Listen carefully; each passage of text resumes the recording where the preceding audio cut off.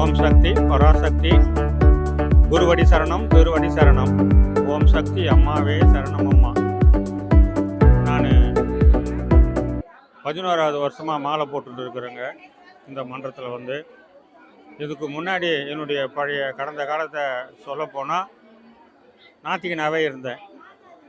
நாத்திகனாக இருந்தேன்னா என் குடும்பத்தில் என் மனைவி ரொம்ப உடம்பு சரியில்லாமல் போயிட்டு பல மாந்திரிகவாதிகளை பார்த்து பல லட்சங்களை இழந்து, லட்சங்களே சொல்லலாம், தப்பு இல்லை, இழந்து அதுக்கப்புறம் என்னுடைய நண்பர் ஒருத்தர் மூலமாக இங்கே வாங்க சரியாயிடும், இனிமேல் அந்த பக்கம் போகாதீங்கன்னு சொன்னார். அவர் பல முறை வற்புறுத்தினார். இருந்தாலும் நான் கொஞ்சம் என்னுடைய துரதிருஷ்டம் போல் இருக்குது. அம்மா காலடியில் வர்றதுக்கு கொஞ்சம் லேட்டாச்சு. ஆனால் வந்ததுக்கப்புறம் இங்கே சிங்கப்பெருமா கோவில் மன்றத்தில் வந்ததுக்கப்புறம் நான் இது வரைக்கும் ஜாதகம் கூட பார்த்ததில்லை. என்னுடைய எதிர்காலம் எப்படி இருக்குதுன்னு ஜாதகம் கூட பார்த்ததில்லை. அந்த அளவுக்கு அம்மா என்னை மாற்றி வச்சுருக்காங்க. துன்பம்னு வரும்போது நினச்சா போதும், துயர்த்திக்கிறதுக்காக என்னுடைய குருவாக இருந்தாலும் சரி, அன்னை மருவத்தூர் அம்மாவாக இருந்தாலும் சரி, என்னை கட்டி காப்பாற்றி வராங்க. எந்த துன்பங்களும் இல்லாமல் என்னை கட்டி காப்பாற்றி வராங்க. அந்த வகையில் பார்க்குற போது நான் இன்னொரு விஷயத்தை உங்கள்கிட்ட கூடுதலாக சொல்லலாம்னு நினைக்கிறேன்.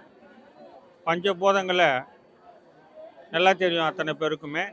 நிலம், நீர், காற்று, ஆகாயம், நெருப்பு. இந்த பஞ்சபூதங்களில் நாம் ஒன்று மட்டும் கண்ணால் பார்க்க முடியாது.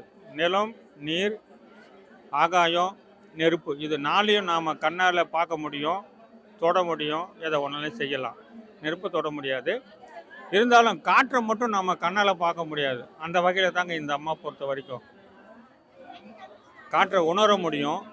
அதே போல் தான் அம்மாவையும், குரு அம்மாவாக இருந்தாலும் சரி, அன்னை மருவத்தூர் அம்மாவாக இருந்தாலும் சரி, உணர முடியும். அப்படி உணரக்கூடிய எல்லா சக்திகளுக்குமே அருள் பாவிக்கிற ஒரே இடம் மேல்மருவத்தூர் அம்மா மட்டும்தான். நான் இன்னொரு மன்றங்களையும் ஆரம்பித்து பல மன்றங்களுக்கெல்லாம் போயிருக்கிறேன். ஆனால் இந்த மன்றத்துக்கும் அடுத்த மன்றத்துக்கும் உள்ள வித்தியாசங்கள் நிறைய டிஃப்ரெண்ட்டு தெரியுது. ஏன் அப்படின்னு கேட்டிங்கன்னா, நான் அடுத்த மன்றங்களை குறை சொல்கிறேன் அப்படின்னு நினைக்க வேண்டாம்.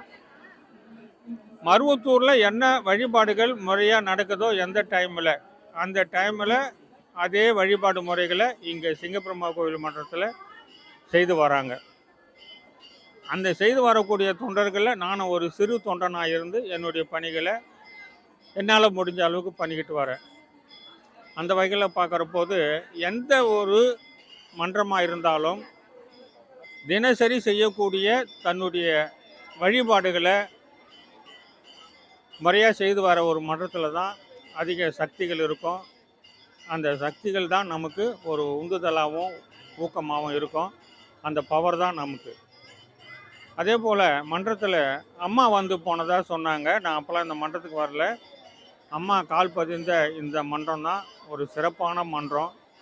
அதுக்கப்புறம் இந்த மன்றத்தோட வளர்ச்சியே ஒரு அபரிமிதமாக இருந்தது. இன்னும் சொல்லப்போனால் பெருமையாக கூட சொல்லிக்கலாம். நம்ம மாவட்டத்தில் அதிகமான பக்தர்கள், சக்திகள் மாலை அணிவிக்கிற ஒரே மன்றம்னு கூட நாம் சொல்லிக்கலாம். அந்த வகையில் இங்கே இருக்கக்கூடிய என் போன்ற தொண்டர்களோட உழைப்பால் இந்த மன்றம் வந்திருக்குது. அதுக்கு அருளாசி அம்மா தான், குரு அம்மா தான்.